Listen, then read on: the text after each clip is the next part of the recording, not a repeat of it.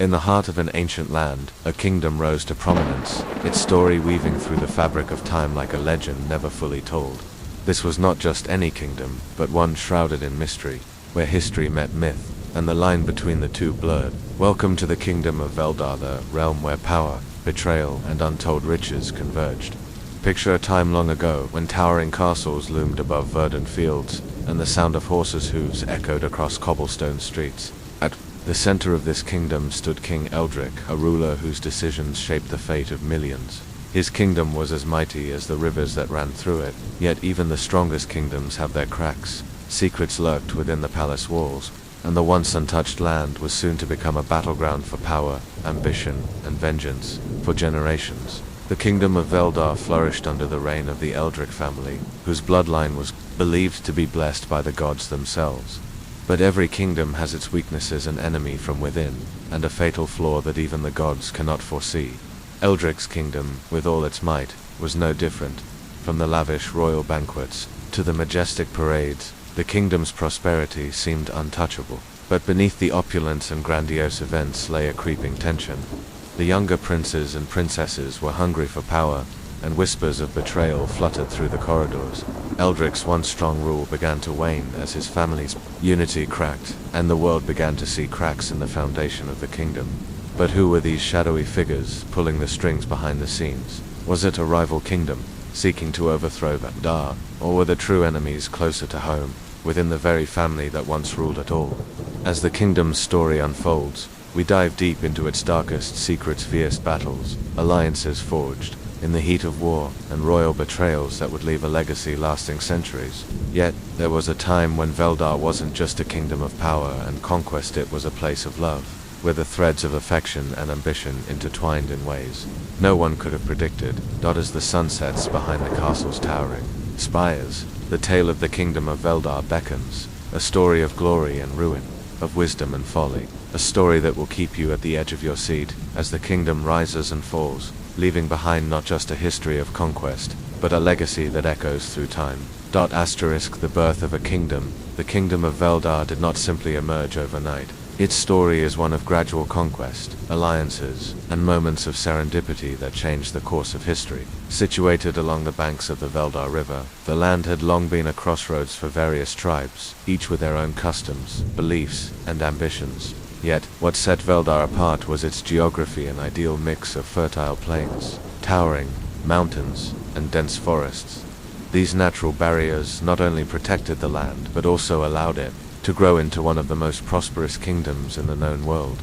Centuries before King Eldric's time, the region was governed by a loose coalition of local lords, each claiming a small piece of the land. They bickered over territory, often engaging in skirmishes that ended in bloodshed. But as time wore on, one lord grew more powerful, more influential than the others. His name was Roderick Veldar, a man whose lineage traced back to the very founding of the kingdom. Roderick was a conqueror, a visionary, and a strategist. He understood that true power lay not in the conquest of land, but in the hearts of its people. Roderick's rise to prominence was not swift but methodical. He first secured his position by forming alliances with neighboring tribes, offering them protection and resources in exchange for loyalty. His forces grew, and soon he controlled the entire Veldar River Valley. What was once a collection of scattered territories now became a unified domain under his rule. But it was his genius for governance that truly set him apart from other kings of the time. The kingdom of Veldar, under Roderick's leadership, expanded its influence far beyond its borders. His reign was one of stability, but it was not without challenge. Enemies lurked at every corner, both within and beyond his kingdom. The distant shores to the north were home to the fierce Valinari people, known for their unmatched warriors and relentless ambition. To the south, the kingdom of Arden stood poised, eyeing Veldar's fertile lands. But Roderick was always a step ahead. Through shrewd diplomacy, he kept his enemies at bay while simultaneously strengthening his own kingdom. Yet it wasn't just military might that ensured his rule. Roderick was a charismatic leader, loved by his people. He built grand cities, established schools of learning, and founded temples to honor the gods. It was said that under his reign, the kingdom of Veldar experienced its golden age. Farmers harvested bountiful crops, merchants grew rich, and artisans flourished. Trade routes flourished, and Veldar's influence spread across the continent. Roderick's Success was partly due to his ability to recognize the changing needs of his kingdom. As the economy grew, so did the complexity of governance. The kingdom's early leaders were warriors, but under Roderick's reign, the kingdom began to embrace the arts of diplomacy, commerce, and law. He established the first central court, a council where disputes were settled fairly and justly, and a fledgling bureaucracy to keep the kingdom's operations running smoothly. That as years passed, Roderick's power only grew.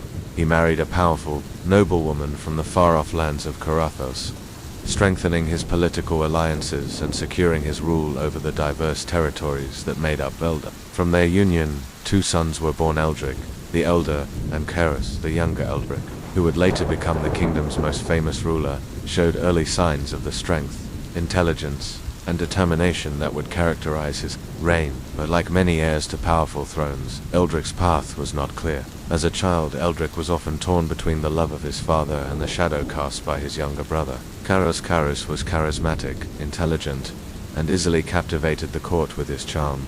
It was clear that his ambitions were just as great as Eldric's, but it was Eldric who was destined to inherit the throne. As Roderick grew older, he began to turn his attention to ensuring that his sons were prepared for the challenges of leadership. He tasked Eldric with overseeing the kingdom's military, while Caris was entrusted with managing the royal finances. But it was in Eldric's military endeavors that his true leadership potential began to shine. He proved his worth time and again, leading Veldar's armies to victory in skirmishes with neighboring kingdoms, defending the realm from invaders, and ensuring that Veldar's influence expanded even further. Yet it was not just military victories that defined Eldric's rule. His early years were marked by a period of self-discovery, where he learned the true meaning of leadership, its burdens, sacrifices, and the weight of the crown. Roderick, ever the wise king, knew that his sons would need more than just the ability to rule. They would need to understand the kingdom's soul. The weight of the crown. Eldric's ascension to the throne was not without its share of challenges. Though his father, Roderick, had secured Veldar's prosperity, the kingdom was far from untouchable. In the years leading up to Roderick's death, whispers of rebellion began to stir. Noble families within the kingdom, some with ancient ties to the land, began to question the centralization of power under the Veldar dynasty. They felt the weight of their diminishing influence and began to form alliances that would challenge Eldric's rule. Roderick's death came unexpectedly, striking the kingdom like a bolt of lightning. The old king, despite his wisdom, had not prepared Eldric for the political landscape that would soon unfold. The central court, which had once been the heart of the kingdom's administration, became a battleground for competing factions. Nobles sought to expand their influence, while mercenaries and foreign powers plotted in the shadows. In a world where power was often held by the sword, Eldric found himself facing the daunting task of not just holding the kingdom together, but also expanding it further. The first years of Eldric's reign were marked by unrest. Rebellions broke out in several key provinces, led by former allies of his father who now saw Eldric's rule as an opportunity to seize power for themselves. These rebellions were small at first, isolated uprisings by disgruntled lords who had once supported Roderick, but as the unrest grew, so did Eldric's resolve. He knew that to secure his kingdom, he would have to win over the hearts of his people, not just with military might, but with wisdom and diplomacy. Eldric's first major test came when the Lord of Darian, a powerful noble with deep roots in the kingdom's western territories, rose in rebellion. Darian was strategically important. It controlled the region's vital trade routes and had access to vast resources. If Eldric failed to put down the rebellion, he would risk losing not just Darian, but also the loyalty of the southern provinces. The rebellion was swift, and soon Eldric's army found itself marching towards Darian's stronghold. But what was meant to be a military campaign soon became a test of Eldric's character. In the heat of battle, Eldric faced a difficult decision. His father, Roderick, had always preached the importance of diplomacy, of showing mercy when possible. Eldric, however, was now faced with the harsh reality of leadership. The noble families of Veldar were divided, and to restore order he would need to take a firm stance. Eldric's approach to the rebellion was one of ruthless efficiency.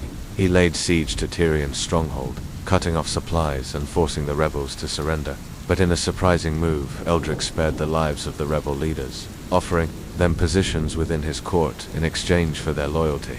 This decision shocked many in his inner circle, but it also solidified his reputation as a ruler who could balance strength with mercy. Eldric's victory over Darian was more than just a military success, it was a political triumph.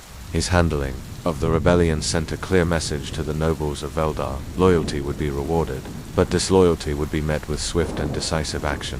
As Eldric returned to the capital, his name was spoken with a mixture of reverence and fear. The kingdom had been shaken, but Eldric's rule was now firmly established. However, while Eldric had succeeded in putting down the rebellion, he had not yet conquered the greatest challenge of his reign: the delicate balance of power between the noble families, the military, and the people. Veldar was a kingdom built on unity, but as Eldric would soon learn, even the strongest foundations can crumble under the weight of internal division.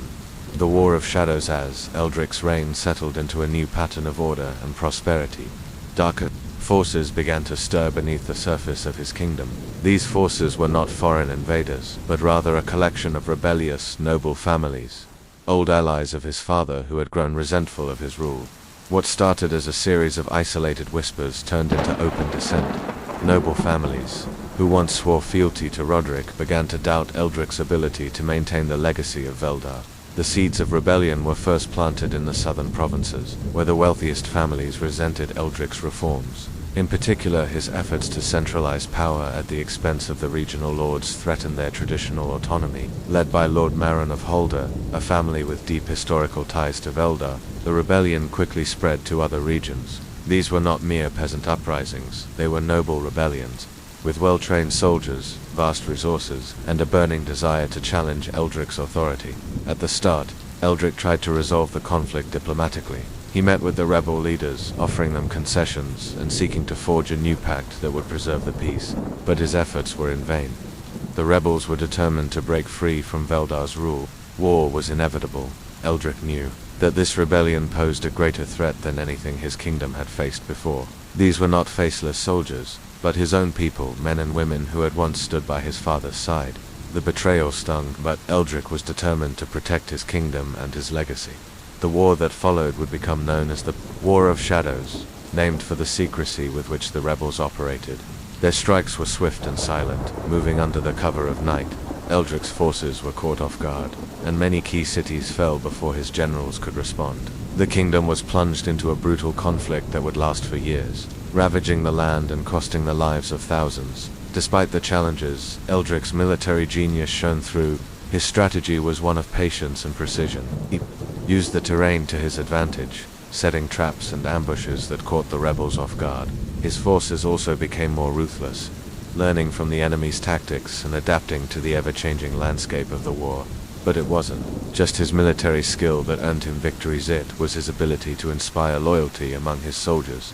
He would ride into battle himself, leading his men from the front, showing them that their king was not a distant figure, but a warrior who fought for the future of Veldar. As the war dragged on, Eldric's once unified kingdom began to fracture. Provinces that were once loyal to him now became battlegrounds, as the nobility fought for control over their land. Eldric found himself trapped between two forces: the rebellion in the south and the growing discontent among the northern tribes, who were skeptical of his power. His kingdom, once a shining beacon of prosperity, was now a land divided. But Eldric would not give up.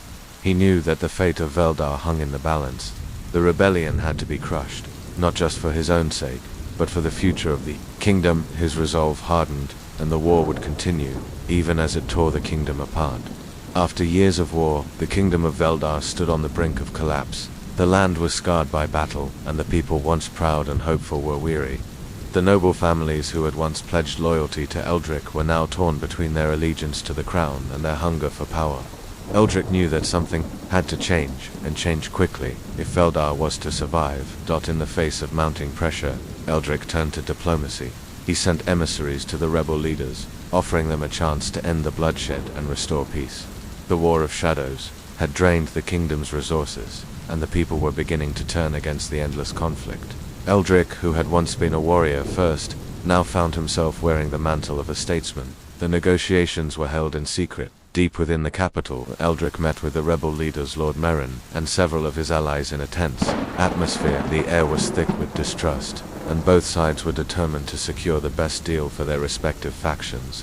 Eldric, ever the tactician, played the role of mediator, offering concessions in exchange for peace. He promised to grant greater autonomy to the southern provinces, allowing the rebellious lords to retain more control over their lands. In return, they would pledge their loyalty to him and help rebuild the kingdom. The talks were fraught with difficulty, and several times it seemed as if they would collapse, but Eldric's persistence paid off. Slowly, the rebel leaders began to soften. They saw that the war had no true victor, that both sides had suffered greatly. They were exhausted, and so was Eldric. The kingdom's future rested on this moment, and both parties understood the significance of what they were negotiating. After weeks of tense discussions, an agreement was finally reached. The southern provinces would be granted more autonomy, but Veldar would remain united under Eldric's rule. The nobles who had rebelled were granted positions of power within the kingdom, ensuring their loyalty. The terms were harsh, but fair. Eldric had won, not through battle, but through the power of diplomacy. He had saved his kingdom, but at what cost? Though the War of Shadows was over, the scars it left on Veldar were deep. The rebellion had fractured the unity of the kingdom, and many families were torn between their loyalty to Eldric and their desire for power. But Eldric's greatest challenge had not yet come. The true test of his reign lay in the rebuilding of Veldar following the end of the War of Shadows. Eldric's focus shifted from warfare to rebuilding. The kingdom was devastated, cities had been destroyed, and the economy was in ruins. Veldar's once vibrant trade routes were now littered with wreckage, and the people were disillusioned, mourning the loss of so many lives. Eldric knew that it would take more than military might to restore Veldar's glory. It would take vision, leadership, and above all, unity. But even as Eldric worked tirelessly to rebuild the kingdom, he faced new challenges. The rebel factions that had been subdued were not truly vanquished. They still harbored ambitions, waiting for the right moment to strike again. And beyond the borders of Veldar, new threats were emerging. Foreign powers began to look upon the weakened kingdom with covetous eyes, eager to claim its fertile lands and wealth. In the north, a new alliance of tribes, known as the Conquerors, was beginning to form. These were fierce warriors, hardened by years of conflict, and their ambitions were as vast as their reach. Led by a charismatic chieftain named Monarch, the Conquerors began to encroach on Veldar's northern borders, threatening to undo everything Eldric had worked for. Their forces were powerful, and their numbers were growing. Eldric knew that this was a threat unlike any other one that could destroy the fragile peace he had fought so hard to secure. The rise of the Conquerors forced Eldric into action. He knew that war could no longer be avoided, but this time, the stakes were higher. The fate of Veldar itself hung in the balance. Would Eldric's reign end in defeat, or would he find a way to overcome the Conquerors and secure his kingdom's future? The war with the Conquerors began with a series of skirmishes along the northern border, where Eldric's forces clashed with Morac's growing army. But what started as a series of small, localized conflicts quickly escalated into a war. The Conquerors proved to be a formidable enemy, ruthless, cunning, and relentless. Eldric's forces fought bravely, but they were stretched thin, still recovering from the War of Shadows. The northern tribes proved to be formidable adversaries, and Veldar's once proud army struggled to cope with the overwhelming numbers of Morac's conquerors. Morac's tactics were brutal and swift, striking when Veldar was least prepared. The kingdom's defenses, still recovering from previous wars, were ill-prepared for this new threat. As the war dragged on, Eldric began to lose ground. Key cities fell to the conquerors, and his army suffered heavy casualties. The people of Veldar, who had once revered him as a hero, began to question whether their king was capable of protecting them. The kingdom was unraveling, and the once great empire of Veldar seemed on the brink of collapse. The silent betrayal as Veldar's borders continued to crumble under the weight of the conquerors. King Eldric realized that something darker was at play. Though Morac's army was vast and relentless, there was another threat festering within his own ranks. Betrayal. For years, Eldric had relied on his trusted advisors and generals to lead his kingdom, but now doubt began to creep in. Eldric's most trusted general, General Alden, had been by his side since the War of Shadows. Alden had proven his loyalty time and again, commanding Veldar's armies with precision and skill. However, Eldric began to notice subtle changes in Alden's behavior. He had become distant, secretive, and increasingly aligned with the nobles who had once rebelled during the War of Shadows.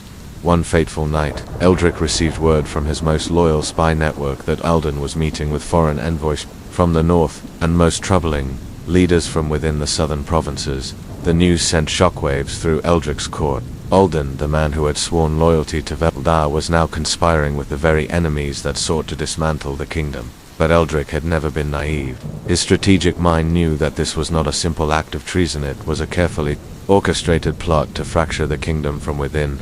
In this moment, Eldric realized that the conquerors were not his only enemy. His kingdom was slowly being torn apart by internal strife. The nobles, the generals, and even those closest to him were now playing their own game of power, driven by greed and ambition.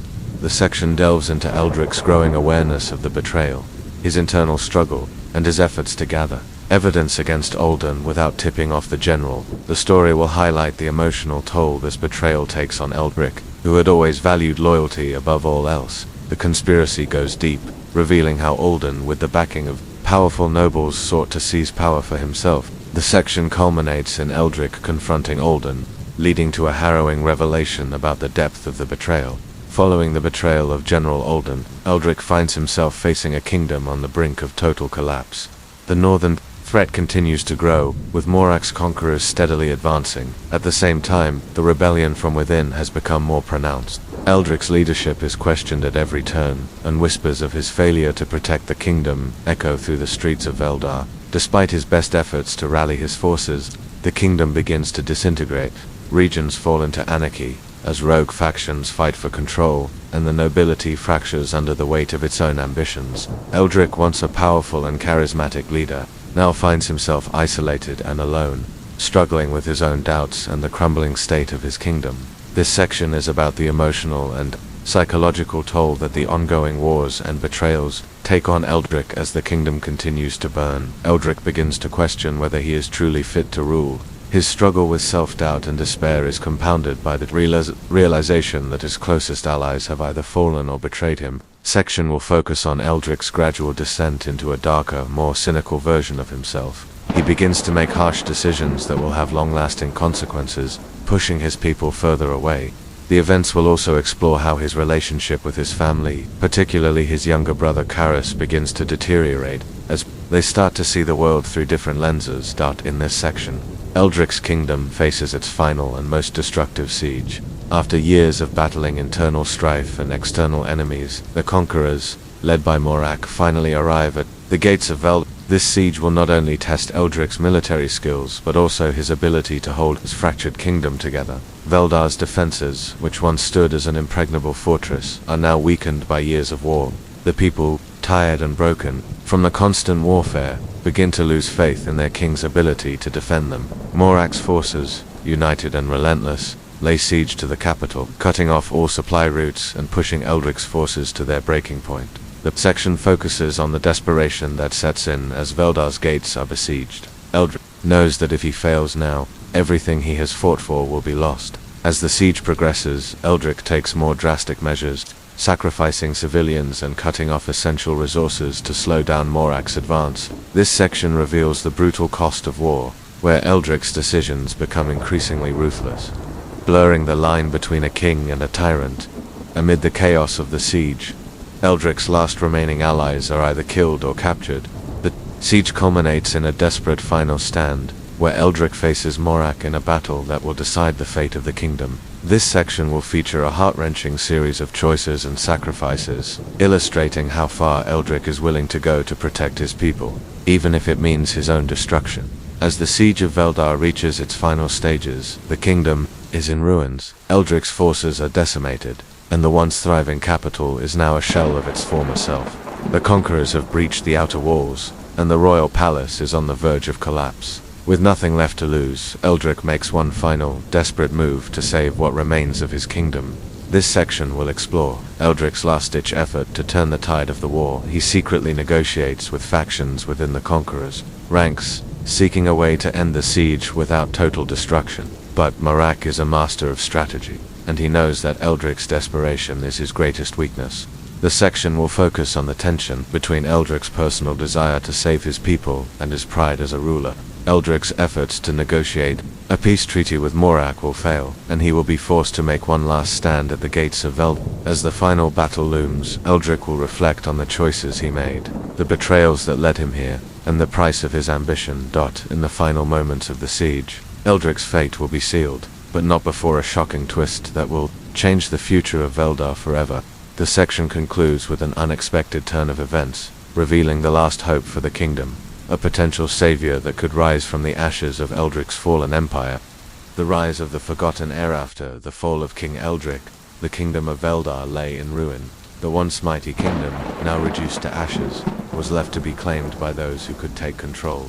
The siege, the betrayals, and the countless battles had drained the kingdom of its spirit. Eldric's death, while tragic, was only the beginning of an even darker period in Veldar's history. Yet, even in the darkest hour, a flicker of hope remained. A forgotten heir, the last remaining member of Eldric's bloodline.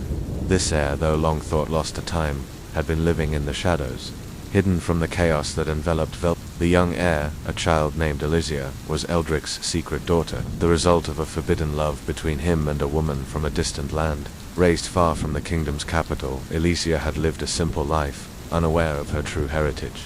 However, the brutal collapse of the kingdom soon uncovered the truth. Elysia was the last surviving member of the Veldar royal bloodline, and she was the kingdom's final hope. In this section, the focus shifts to Elysia's upbringing, her journey to discover her true identity, and her eventual return to the kingdom. This chapter explores the turmoil that Eldric's death left behind, particularly in the hearts of those who had once served him loyally. Elysia, who had been living in exile, learns of the fall of Veldar through secret messengers who had been watching the royal family's movements in the background. She is hesitant at first, but as the stories of her father's reign and the kingdom's destruction reach her ears, she decides that it is time to reclaim her birthright. Her journey is fraught with obstacles, not just from external enemies but also from within. Eldric's bloodline is sacred to Veldar's people, and some believe that a new ruler should rise from the ashes of the kingdom, one with the strength to restore what was lost. Elysia must face political intrigue, distrust from the nobles, and challenges to her legitimacy as a ruler. The section will delve into her inner conflict as she struggles with the weight of the crown and the heavy expectations that come with it. Elysia must navigate a treacherous landscape where alliances are fragile and enemies lurk in every corner. As she moves toward the capital, she begins to gather followers, loyalists who believed in Eldric's vision and are determined to restore Veldar. But her journey is not without sacrifice. Along the way, she encounters former generals, old allies, and even those who once betrayed Eldric, forcing her to grapple with the complexities of loyalty and justice. Elysia's rise is a slow and painful process. The kingdom has been broken, and she must rebuild it from the ground up. But as she steps into the light, her presence begins to rekindle hope in the hearts of the people. With her leadership, Veldar has the chance to rise again, but it will come at great cost. The kingdom reborn. The restoration of Veldar is no easy feat. The land is torn asunder by war, and the people are exhausted from years of fighting. After Eldric's fall, the kingdom had fractured into warring factions, with rival claimants vying for power. The once grand cities now lay in ruins, their streets overrun by bandits and mercenaries. The royal palace, which had once been the heart of the kingdom, is now a crumbling monument to a bygone era. The people's trust in the monarchy is gone, and many believe that the only way forward is through a new form of leadership. However, Elysia is not willing to give up on the kingdom her father once ruled. In this section, we see her taking the first steps toward rebuilding Veldar by gathering a coalition of loyal supporters from all walks of life. She begins with the military, rallying the surviving generals and soldiers who once fought under Eldric's command. They see in her the same strength, courage, and wisdom that Eldric had, and they pledge their allegiance to her cause. But her path is not without opposition. Powerful factions still hold sway over the remaining territories of Veldar, and many of the nobles are hesitant to accept Elysia as their queen. They demand that she prove herself, and they challenge her ability to lead the kingdom. This section details the political maneuvering that Elysia must engage in to secure her throne. She enters into delicate negotiations with the rival factions, offering them a vision of a unified kingdom under her rule. She also faces the challenge of winning over the people, who are deeply divided and disillusioned after years of war. Through a series of well-executed military campaigns and diplomatic efforts, Elysia slowly begins to consolidate power. She is forced to make difficult decisions, including punishing those who had betrayed her father, but she does so with a sense of justice and fairness. This section highlights her growth as a leader, as she learns to balance her compassion with the ruthless pragmatism needed to restore Veldar's stability. As Elysia's power grows, so does the opposition. Rival factions, including those who once followed Monarch, begin to unite under a new leader, a ruthless warlord who seeks to take the throne for himself. He calls himself the King of the North, and he represents the last vestige of the old kingdoms that once threatened Veldar's sovereignty. The tension between Elysia and this new threat escalates, culminating in an epic confrontation that will determine the future of the kingdom. The section ends with Elysia standing at the precipice of victory. Her enemies are closing in, but she is no longer the uncertain heir who arrived in the kingdom's ruins. She has become a powerful ruler in her own right, ready to defend her throne and her people. The restoration of Veldar is within reach, but the final battle is yet to come. The kingdom divided as Elysia's efforts to restore the kingdom of Veldar continue.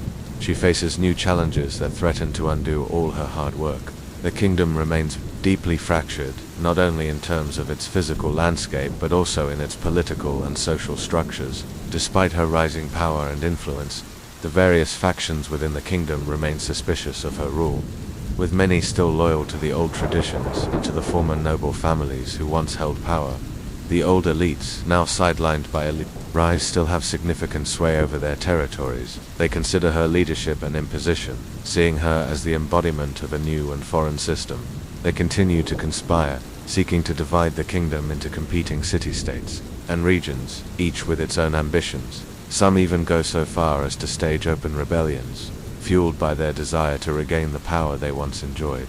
Meanwhile, across the eastern borders, the once great alliance of neighboring kingdoms, which had once eyed Veldar with envy, now seeks to exploit the kingdom's weakness. These external threats come from every direction, including tribes to the south and the eastern lords who see Elysia's reign as an opportunity to expand their territory. Elysia's kingdom is surrounded by enemies, both from within and without. Internally, Elysia finds herself caught between different factions, vying for control, some loyal to the ideals of the old Veldar, some hoping for new power under her rule. The military, still reeling from past wars, is divided, and there are whispers of betrayal within her closest circle. The betrayal within the royal court has made Elysia suspicious, and she becomes increasingly isolated as she struggles to maintain control. The heart of the section explores Elysia's diplomatic and military strategies in trying to unify the kingdom. She initiates a series of reforms, calling for a grand council of nobles and military leaders to come together, hoping that shared governance might restore some sense of order. However, tensions rise when old rivalries flare up, and the newly reinstated nobles begin to see her as a puppet, leading to further division within her court. As the political landscape grows ever more treacherous, a rival faction emerges, a shadowy group led by a former noble, Lord Garin, who seeks to unite the kingdom under his rule. Garin is a master manipulator, a charismatic leader who convinces many of the kingdom's nobles that Elysia is not capable of leading them to prosperity. His faction grows quickly, and he even manages to rally support from some of the kingdom's most trusted generals. Elysia's authority is tested, and in this section she learns a hard lesson. Even the most just rulers cannot govern alone. She is forced to confront the reality that unity in Veldar will come at a high price. For the kingdom to survive, Elysia must use both diplomacy and force. Her decisions become more ruthless as she pushes against her once loyal allies, testing their resolve and loyalty. The section concludes with a major battle, where Elysia's forces clash with Lord Garin's army. While the battle is won, it is clear that the kingdom is no closer to true unity. The war is far from over, and Elysia must prepare for the next phase of her reign. Amid the political turbulence and ongoing wars, an ancient prophecy resurfaces. It was an old legend told by the elders of Veldar, passed down through generations. The prophecy foretold the coming of a ruler who would restore the kingdom to its former glory, but at a terrible price. The prophecy spoke of a royal bloodline that would lead the kingdom to greatness, but it warned of a calamity that would destroy the kingdom in the process. This prophecy, once thought to be mere folklore, is now brought into the light. The once privileged nobles and the common folk alike begin to see Elysia as the figure foretold in the prophecy. While some view it as a sign of hope, others see it as a curse, believing that the kingdom's restoration will come at a cost too great to bear. The question on everyone's mind is Elysia the one who will fulfill the prophecy, or will she become the catalyst for Veldar's ultimate destruction? The resurgence of the prophecy shakes Elysia to her core. She has always known that her journey would be difficult, but the idea that her bloodline might be tied to something as dark and uncertain as the prophecy weighs heavily on her. It adds to the pressure she already faces as she tries to navigate the treacherous political landscape of her fractured kingdom. This section is primarily focused on Elysia's internal struggle. She seeks guidance from the kingdom's sages and mystics, hoping that they can shed light on the true meaning of the prophecy. Through a series of rituals and visions, she begins to uncover her role in the kingdom's future. However, each revelation only deepens her doubts, leading her to question the morality of her mission. Is she destined to bring peace to Veldar, or is she merely a pawn in a much larger game? Meanwhile, the kingdom's enemies, both internal and external, learn of the prophecy. Some seek to use it to their advantage, stirring up fear and rebellion among the people. The nobility, now divided and weakened by years of war, begins to fracture further, with some factions seeing the prophecy as a reason to rally behind Alesia, while others begin plotting her downfall. In this section we also explore the idea of destiny and free will. As the prophecy seems to come closer to fruition, Alesia is faced with a dilemma whether to embrace the prophecy and use it as a source of strength or to resist the expectations placed upon her. Her struggle becomes one not just for the future of Veldar but for the survival of her own identity as a ruler. The section ends with a key revelation about the prophecy, a twist that complicates everything Alesia thought she knew about her destiny. The prophecy foretold that the restoration of the kingdom would only be possible if the last bloodline of Veldar made the ultimate sacrifice. With the prophecy weighing heavily on her shoulders, Alesia's world begins to collapse around her. The political and military challenges she faces continue to escalate, but the real danger now lies in the hearts of those closest to her. In a dramatic twist, the final betrayal comes not from an external enemy, but from within her own inner circle. The section starts with Alesia's growing sense of isolation. As she navigates the increasingly volatile landscape, she realizes that the true danger does not come from the external threats, but from the betrayals and schemes unfolding behind closed doors. Despite the loyalty of her followers, one of her most trusted advisors, a man named Caius, secretly conspires against her. Caius had been with Alesia from the beginning, serving as one of her key strategists. His loyalty had never been in question until now. He had been manipulating her from the shadows, sowing discord among her allies and seeking to position himself as the true ruler of Veldar. Caius' ambition knows no bounds, and he believes that the only way for Veldar to be truly restored is under his leadership. The section explores the psychological toll this betrayal takes on Alesia. As the true depth of Caius' treachery becomes clear, Alesia is forced to confront the harsh reality that she cannot trust those closest to her. The internal betrayal is far worse than any external threat, as it shatters her sense of security and undermines her confidence in her ability to lead. In this section, the stakes are raised to their highest point. Alesia must confront Caius in a dramatic confrontation, one that will change the future of Veldar. The tension between them reaches a boiling point as they clash over the future of the kingdom, with Alesia realizing that she must make a choice, whether to fight for the kingdom she has tried to rebuild, or to accept the prophecy and make the ultimate sacrifice. The section ends with a shocking twist. Caius, believing he has outmaneuvered Alesia, strikes a deal with the rival factions that threaten to undo her rule. He offers them Veldar's throne in exchange for his own ascension. But as Caius moves to take control of the throne, he finds himself facing a far greater threat than he anticipated. Alesia's final act of defiance changes everything, leading to a dramatic conclusion that will set the stage for the final resolution of the kingdom's fate. These sections lay the groundwork for the kingdom's final challenges, with political intrigue, internal betrayal, and the looming prophecy taking center stage. Alesia's journey reaches its most desperate point yet, with her kingdom's future hanging in the balance. The last stand of Veldar's kingdom of Veldar had fallen into a state of ruin. Its walls crumbled, its streets stained with blood, and its people scattered. But as dusk settled over the scarred land, Alesia stood at the threshold of what was left of the royal palace, gazing out over the once proud capital. The air was thick with the smell of smoke, the echoes of battle still lingering in the distance. The fires of war had not yet died, and neither had her kingdom. Behind her, the sounds of hurried footsteps approached, breaking her reverie. Her most trusted general Varin stepped into view, his armor dented and his face hardened by the long days of fighting. "Your Majesty," he said, bowing his head slightly. His voice was heavy with both respect and the exhaustion of the last battle. "The enemy is regrouping. Their forces are stronger than we anticipated." Alesia did not turn to face him immediately. Her gaze remained fixed on the horizon. The once glorious city now lay in tatters, and it was all she could do to keep the hope of restoration alive. A final victory was still within reach, but it would cost her kingdom dearly. The stakes were higher than ever. "Where is Caius?" he asked softly, her voice almost lost in the wind. Varen hesitated before responding. He's with the council, discussing the next move. They want to abandon the capital and retreat further into the hills. They say we've lost. Elysia finally turned to look at him, her eyes blazing with resolve. They may think we've lost, but I refuse to let Veldar fall without a fight.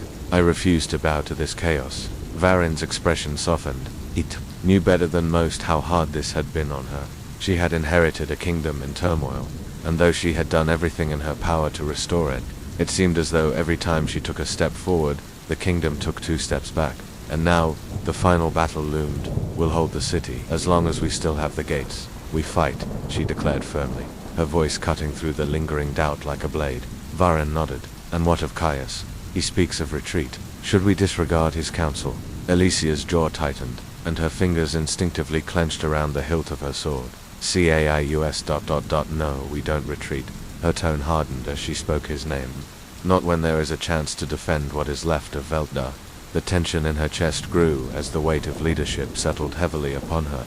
Caius had been one of her most trusted advisors, a man whose counsel had shaped many of her decisions. But in the last few weeks, something had changed in him. His suggestions had become more radical, his focus shifting from the restoration of the kingdom to something else, a darker ambition that Elysia could not ignore. She had seen the subtle shifts in his demeanor, the way he whispered among the nobility, the way he spoke less of uniting the kingdom and more of securing power. It had taken her far too long to realize the extent of his machinations, and now, as Veldar teetered on the brink of destruction, she could no longer afford to let his schemes go unchecked. Caius was not simply an advisor. He was a potential usurper. The council may want to abandon the city, but I will not allow it, Elysia said, her voice gaining strength. Gather the men. We hold the gates tonight. Varen nodded and turned to leave, but Elysia called after him, her mind racing. Varen, keep an eye on Caius. I fear we have a traitor in our midst. Varen's face darkened at the mention of Caius's name. He was loyal to the queen, but even he had noticed strange changes in the advisor's behavior. He had become more secretive, less concerned with the kingdom's welfare, and more interested in consolidating power among the nobles. Varen was not a man of suspicion, but his instincts told him that the betrayal Elysia feared was not far behind. I'll watch him closely. Your Majesty, he said. His voice was steady, but the flicker of concern in his eyes spoke volumes. Elysia turned back to the horizon, her mind still racing. The siege would begin soon, but the threat from within her walls was just as dangerous as the one outside. The battle for Veldar's survival was not just a matter of holding the gates, but of protecting the very heart of the kingdom. Her heart, asterisk. In the coming days, the full scale of the treachery within the kingdom would be revealed. But for now, there was no time for doubt, no time for hesitation. The enemy was at the gates, and Elysia would fight until her last breath to defend her. Home the battle for the gates the following day. Elysia stood in front of the royal gates, the cold air biting at her exposed skin. The massive gates, once the symbol of the kingdom's strength, now seemed like the only thing separating her from complete devastation. Behind her, the remaining forces of Veldar rallied, tired but determined. Their armor was dented, their spirits low, but they would not back down. Caius's supporters were already in the city, calling for a retreat to the hills where they could regroup and prepare for another fight. But Elysia knew the truth. They were preparing to abandon Veldar to let the enemy seize the capital, and, perhaps, even to hand the kingdom over to those who had no loyalty to its people. She couldn't allow it. Not now, not when everything they had fought for was within reach. Your Majesty, the enemy approaches, Varen said, his voice cutting through the cold wind. Elysia turned to face him. His expression was grim, and she knew that he, too, saw the hopelessness of their situation. But that only made her resolve stronger. We hold the gates, she said, her voice fierce with determination. We fight for Veldar, and we will not surrender. The sun had barely risen, and already the enemy was closing in. Elysia had ordered the gates to be fortified, but she knew that this defense could not last long. Their forces were few, and the enemy's numbers were overwhelming. But she had one advantage: knowledge of the city's defenses, a weapon the enemy could not match. The battle would be hard fought, but if they could hold the gates long enough, reinforcements might arrive. Prepare for the siege, she commanded, looking over her forces. We fight for every inch of ground. We fight for our people, for that. The sound of war horns echoed in the distance, signaling the approach of the enemy forces. Elysia drew her sword and turned back to face the gates. This battle would be her last stand. There was no turning back now. She had already lost so much: her father, her kingdom, her peace, but she would not lose her people. Betrayal within. As the battle raged on, Alicia's mind continued to churn with thoughts of Caius. She had never imagined that he would betray her, but the evidence was mounting. His actions, his alliances, everything had begun to make sense now.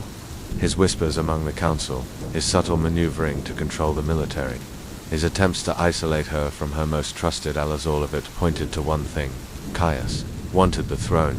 The enemy forces pushed forward relentlessly, but it was not just their strength that threatened to break her defenses. It was the poison of betrayal festering inside the city. She could not allow Caius's plan to succeed. The fate of Veldar hung in the balance.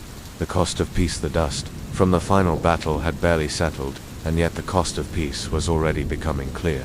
Veldar was no longer the kingdom of grandeur it once was. The royal capital, its once majestic walls reduced to rubble, stood as a stark reminder of the chaos that had torn it apart. But amidst the destruction, something else grew: an unrelenting desire for restoration, for rebuilding the kingdom that had fallen so far from its former glory. Alicia walked through the streets, her footsteps echoing in the silence that had fallen over the city. The people who had once cheered in the streets for her father now seemed to avoid her gaze, as if the very sight of their queen reminded them of the kingdom's ruin. Yet she knew that despite the hardship, they still held on to hope. They needed a leader who could guide them through the darkness and show them that there was still light at the end of the tunnel.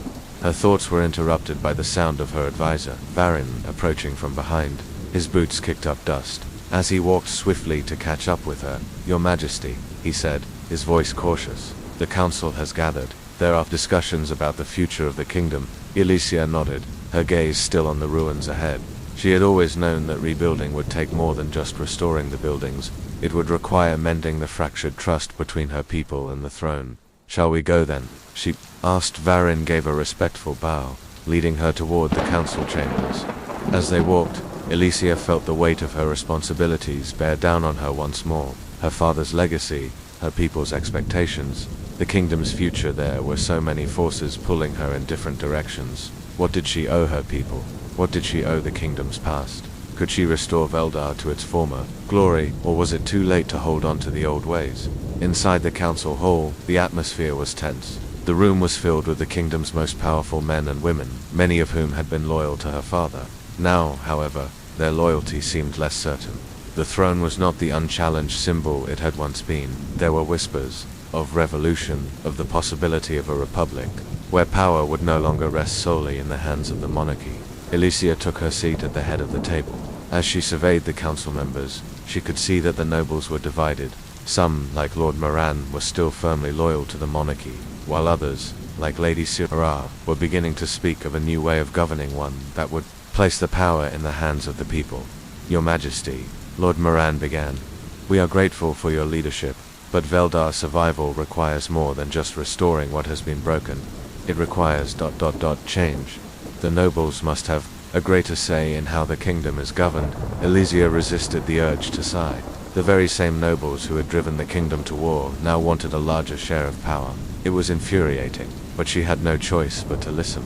The future of the kingdom was uncertain, and if Veldar were to survive, she would have to navigate this political labyrinth carefully. "I agree," Lady Sarah interjected, "but the people must also have a say. The monarchy, as it stands, is no longer a symbol of unity. It's a reminder of the failure of the old ways. We need to rebuild Veldar from the ground up, starting with a new government that is for the people, not just the nobles." The room fell silent. Alicia could feel the tension rise as she carefully considered her next words. Her father's legacy had always been one of centralized power, of a strong monarchy that ruled with authority. But that vision had crumbled, and now she had to decide whether to hold on to the past or embrace a new future. "I will not pretend that the monarchy has not failed the people of Veldar," she said, her voice calm but firm. "But I will also not abandon the traditions that have held this kingdom together for centuries. A republic may seem like a solution, but it is not the only answer. We must find a way to balance the old with the new." The council members exchanged uncertain glances. Alicia knew this would not be an easy battle, but she was prepared to fight for the kingdom's future. She would need allies, and she would need to be strong. Veldar had been torn apart by war, and now it was her responsibility to guide it back from the edge of collapse. That evening, after the council had adjourned, Elysia returned to her quarters, her mind still racing.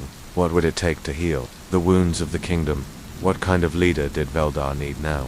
She was no longer the young woman who had once dreamed of leading a prosperous, united kingdom. She was now a queen, forced to make impossible decisions that would shape the future of her people. Outside her window, the stars twinkled in the night sky, distant and untouchable. She wished she could find the answers there, but deep down, she knew the future of Veldar depended on her ability to reconcile the past with the present, to rebuild, but not at the cost of everything she had fought for. The sound of a soft knock at the door interrupted her thoughts. She rose and opened it to find Varin standing there, his expression grave. "Your Majesty, it's Caius," he said. "He's gathered a faction of the nobles. They want to discuss terms of surrender. He says it's the only way to end the conflict." The next day, Elysia called for a meeting with her inner circle. The news of Caius's actions had spread. Quickly, he was no longer the loyal advisor he once had been. Now he was an enemy to the crown. He had begun to speak openly of a republic where the monarchy would be dissolved, and power would be placed in the hands of the people and the nobility. His words were seductive, promising a better future for all of Veldar, but Elysia knew the true cost of such a transformation. If the monarchy was overthrown, what would become of the kingdom she had spent so many years fighting for? Would Veldar be plunged into chaos once more? "Caius has already convinced several of the southern lords to support his cause," Varin said as he presented the reports. "He's gaining traction among the military as well. They see him as a strong leader, someone who will restore order to the kingdom." Elysia clenched her fists. She had trusted Caius. He had been her closest advisor, and yet here he was, plotting against her very throne. The betrayal stung, but she couldn't afford to dwell on it. The fate of Veldar was at stake, and she needed to make a decision quickly. "I won't give up the throne without a fight," she declared, her voice cold with resolve. "Veldar needs the monarchy to unite it. The people need to see that their king or queen can lead them through this."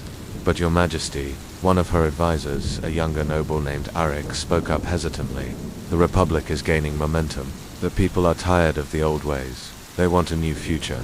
If you fight against the Republic, you risk dividing the kingdom even further." Elysia's gaze hardened. She had heard these arguments before. The people were angry, and they had every right to be, but she couldn't allow Veldar to fall into anarchy, no matter how compelling the promises of change were. "I will not let Veldar become a broken shell of itself," she said fiercely. "We will not allow the Republic to dismantle what we have built, but we will find a way to bring the people back together. We will offer reforms, but not at the cost of the throne." She paused, looking around the room. Her advisors were watching her carefully, waiting for her next move. Elysia knew what she had to do.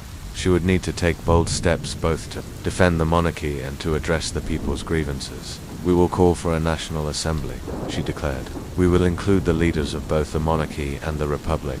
It is time for Veldar to have an open dialogue, to determine its future together." The room was silent for a moment as her words sank in. Elysia had always believed that unity could be achieved, but now she would have to prove it. The road ahead would be fraught with danger, and there was no guarantee of success. But this was the path she had chosen, and she would not back down. The battle for Veldar's future, the ground beneath Elysia's boots felt like a tremor in her soul. The air around her was thick with tension, and the distant sound of war horns echoed off the walls of the capital. Veldar was a kingdom on the verge of collapse, yet Elysia could not allow it to fall. She had fought too hard, sacrificed too much.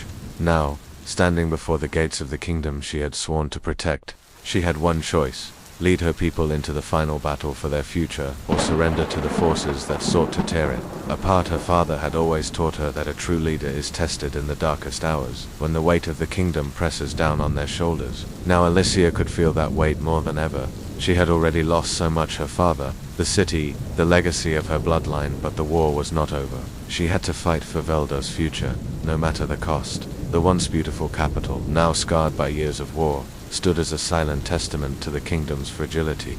The streets, once bustling with trade and laughter, were now empty. The grand marketplaces, where vendors sold spices, textiles, and goods from all over the kingdom, were reduced to ruins. The walls that had once protected the kingdom's people had crumbled under the weight of enemy siege engines. Elysia had spent the night in the war room, poring over maps and strategies, speaking with generals and diplomats. Her hands had trembled as she made her decisions, but there was no room for doubt now. The battle was coming. She had to choose: would she defend the monarchy, or would she embrace the vision of the republic that Caius and his supporters were pushing for? Could Veldar survive if it was torn apart by the conflict between old and new? She had learned, the hard way, that sometimes even the most well-meaning plans could backfire. She had fought hard to preserve the kingdom as it had been, with the monarchy at its heart, but now she realized the true cost of that fight. Was it worth holding onto a system that was no longer in tune with the needs of the people? The thought haunted her. Elysia could hear the sounds of boots marching in the distance, the rumble of thousands of soldiers preparing for battle. The enemy forces, led by those who saw the Republic as the only way forward, had been relentless. Caius, who had once been her closest ally, had now become a powerful leader of the opposition. His influence over the council had grown, and his promises of change had resonated with many who were disillusioned by the old order. But what did that change really mean? Elysia knew the Republic would not be a simple transition. It would mean a dismantling of everything her family had built: the monarchy, the nobles, the traditions of Veldar. Everything she had fought for would be swept away in the name of progress. The stakes of battles. The sun rose, casting a dim light over the ruins of Veldar. Elysia stood with her generals before the battlefield. The day ahead would determine the future of the kingdom. Behind her, the remnants of the royal army, tired, ragged, but resolute, were preparing for the battle of their lives. "We have one chance, Your Majesty," General Varin said, his voice low and serious. "If we lose today, Veldar is lost. Forever, the Republic will rise, and we will be nothing more than a footnote in history." Elysia nodded, her jaw set with determination. "We will not lose," she replied, her voice strong. "The people of Veldar need to see that we will fight for them. We fight for more than just the throne. We fight for the future of this kingdom." Varin gave a solemn nod, and the sound of the soldiers preparing for battle filled the air. As the final preparations were made, Elysia's mind raced. She had never wanted a war. She had always believed in diplomacy, in finding solutions that united her people. But now, the lines had been drawn, and there was no turning back. The battle for Veldar's future was here, and she was at the center of it. Caius, once her most trusted advisor, had become the face of the opposition. His promises of a republic, a government run by the people for the people, had struck a chord with many who had grown tired of the old ways. But what Caius failed to see was that the republic would not simply replace the monarchy, it would fracture the very fabric of the kingdom. Without the unifying strength of the monarchy, Veldar would splinter into factions, each vying for control. And then there were the external threats. The neighboring kingdoms, seeing Veldar's internal strife, had begun to mobilize their armies. They could sense that Veldar's weakness was an opportunity to expand their own territories. Elysia could not allow this to happen. If she lost the kingdom to the Republic, it would not be long before foreign powers seized control of the weakened land. Her generals were preparing for battle, but Elysia's thoughts were consumed with the idea of what was at stake. The future of Veldar, the future of the kingdom, was in her hands. She could not let it slip away. The first clashes, the enemy forces began to close in on the royal capital. Elysia's forces took their positions along the fortified walls. The capital was heavily damaged, and the city was a shell of its former self, but it was still a symbol of everything Veldar had been, a symbol of strength, unity, and hope. Elysia stood with Varin, watching the enemy approach. Caius's forces were large, but they were not as unified as Elysia's army. Her soldiers, though outnumbered, were battle-hardened and loyal. They fought not just for a cause, but for their queen, for their kingdom. The first clash came as the enemy breached the outer gates. The sounds of swords clashing, shields ringing, and war cries filled the air. Elysia's forces fought bravely, pushing back the enemy's advance. But it was clear that this would be a battle of attrition. The enemy forces were relentless, and they showed no signs of slowing. Elysia fought alongside her soldiers, her sword flashing in the sunlight as she cut down the enemies that dared approach her. The weight of the crown was heavy on her head, but her heart was determined. She would fight until her last breath to protect the kingdom she loved. Caius's betrayal. As the battle raged on, Elysia could feel the tide turning. The royal forces were holding strong, but the enemy was relentless. It was then that Elysia received word of a shocking betrayal. Caius, her former ally, had turned the tide of the battle with a surprise attack. His forces, hidden in the shadows, had infiltrated the capital and struck at the heart of the kingdom. Elysia's blood ran cold. She had known Caius was ambitious, but she had never imagined that he would go this far. He had used his influence within the council to rally support for his cause, promising a republic where the people could have a voice. But in doing so, he had betrayed everything they had fought for. He had turned on her, his queen, and now he was waging war against her kingdom. The realization hit her like a wave. This battle was not just for the survival of Veldar, it was for her very throne. Caius had been planning this from the start. The Republic was just a means to an end. He wanted power, and he would stop at nothing to claim it. The final stand. As the final push began, Elysia stood before the gates of the capital once more. Her army was battered, but they were not broken. Caius's forces were closing in, but they were not invincible. Elysia knew this was her last chance to save Veldar, to prove that the monarchy could still lead the kingdom to greatness. "Hold the gates," she cried, raising her sword high. "For Veldar, for the kingdom." With that cry, her soldiers rallied.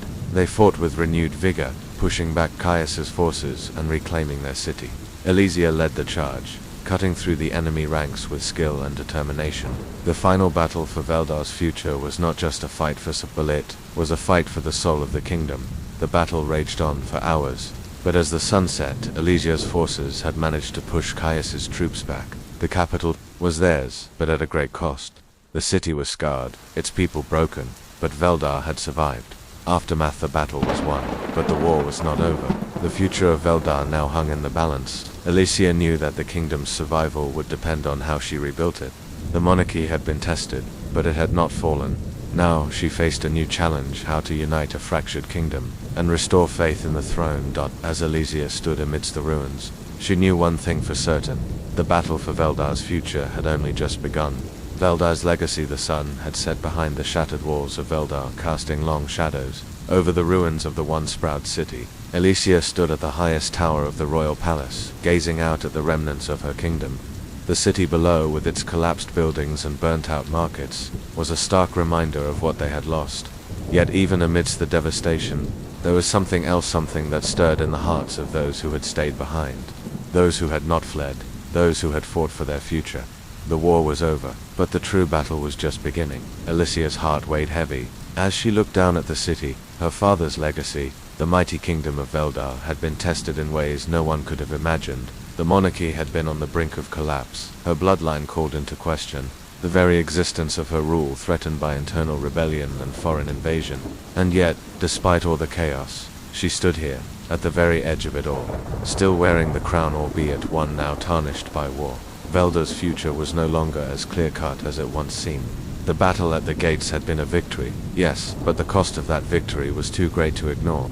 So many had died in the defense of the capital: soldiers, citizens, even nobles, people who had once believed in the dream of a united kingdom. And now, with the Republic having grown stronger, with factions splintering among the nobility, and the population more divided than ever before, Elysia could no longer afford to ignore the reality that the kingdom had been irrevocably changed. She turned away from the window, the weight of the crown pulling at her. Her fingers brushed against it gently, as if the very act of wearing it was a constant reminder of the responsibility that now lay solely upon her shoulders. She had once longed for this power, this throne, believing it would bring her the ability to restore Veldar to greatness. But now, as she stood amidst the wreckage of her kingdom, she was unsure if that dream was even possible.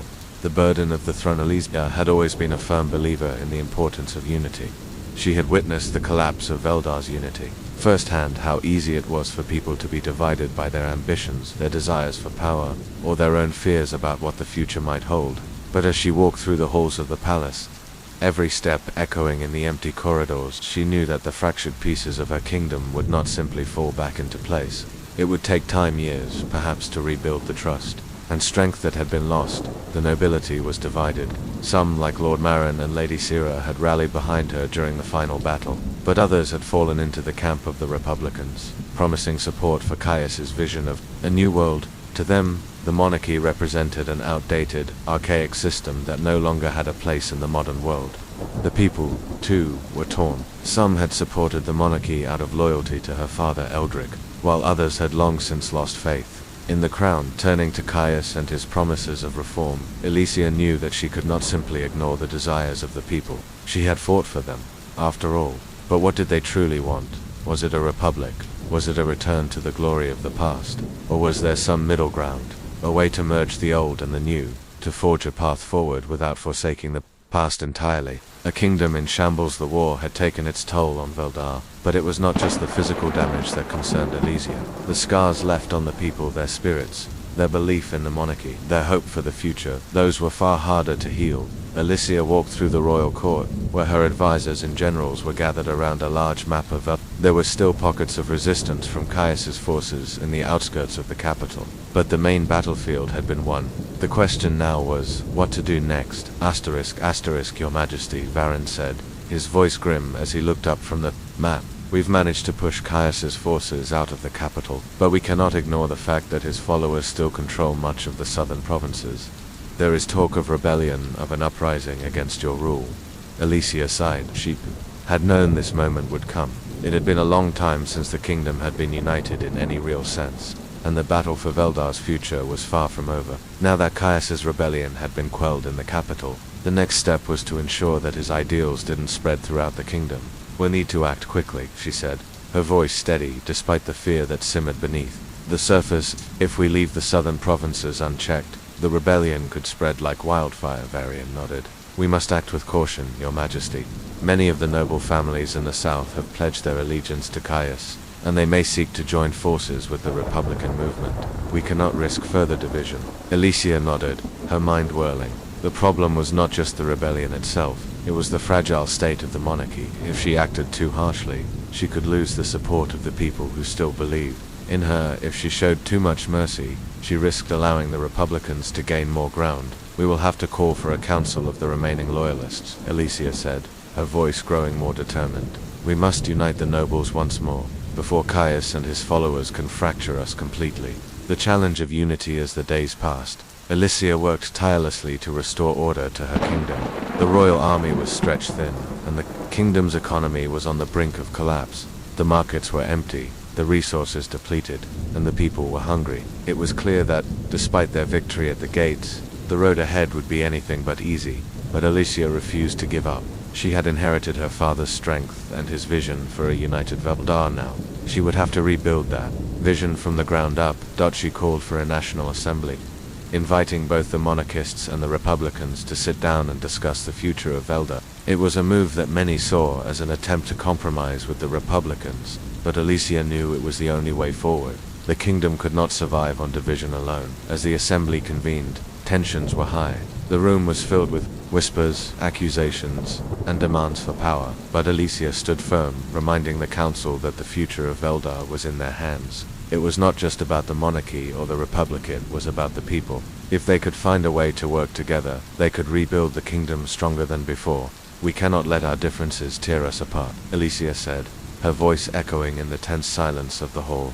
Veldar has already paid too high a price. We must find a way to move forward together. The room was silent for a long moment before Lord Moran, one of the few remaining monarchists who still believed in Elysia's leadership, stood up. Your Majesty is right, he said, his voice carrying across the room. We have lost too much, but we cannot allow the Republic to rise on the ashes of the monarchy. The monarchy represents Veldar's strength, its history. We must not forsake it. The council erupted in debate, with various factions speaking over one another, each side determined to secure its place in the future of the kingdom. Elysia stood silently, listening to their arguments. She understood their fears, their hopes, their ambitions, but she also understood that the future of Veldar could not be determined by one faction alone. It had to be a kingdom built on compromise, on shared responsibility. The future of Veldar days turned into weeks as Elysia navigated the delicate process of rebuilding. The council meetings grew more intense, with each faction pushing its own agenda. The Republicans were not willing to let go of their vision for a new government, while the monarchists fought to preserve the throne. But through all the tension, one thing remained clear. The future of Veldar depended on finding a way to unite these two forces. Elysia's resolve was tested time and again. She had been a queen in name for years, but now she was truly becoming a ruler, leader who had to make decisions that would affect the lives of her people. The burden was heavy, but it was a burden she was willing to carry for Veldar.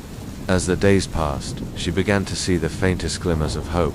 The people, though tired and hungry, began to rally behind her. The nobles, though divided, started to come together, realizing that their survival depended on a united front. The final decision was made in a historic council meeting, After days of discussion, negotiation, and compromise, a new agreement was struck, a new form of governance that would incorporate elements of both the monarchy and the republic. The monarchy would remain, but its power would be limited. A new council of elected officials would share power with the royal family, ensuring that the people had a voice in their government. A new era for Veldaris. The agreement was signed. Stood before the council, the weight of the moment settling over her. The future of Veldar had been decided, not by force or by violence, but by dialogue and compromise. It was a new era for the kingdom, one where the people's voice would be heard, and where the monarchy could still provide the leadership it had always been known for. The road ahead would not be easy. There would be challenges, both internal and external, that would test the new government. But for the first time in years, Alicia felt a glimmer of hope. Veldar had survived the storm, and now, with the agreement in place, the kingdom could begin to rebuild. Her father's legacy, once thought to be lost, would continue, transformed, but enduring. Veldar was not the kingdom it had been, but it would become something stronger. Alicia had led her people through the darkest of times, and now she would lead them into a brighter future. As she looked out over the kingdom, the sun rising over the capital, she knew that this was only the beginning. Veldar's legacy was far from over, and with the people united, the kingdom would rise again.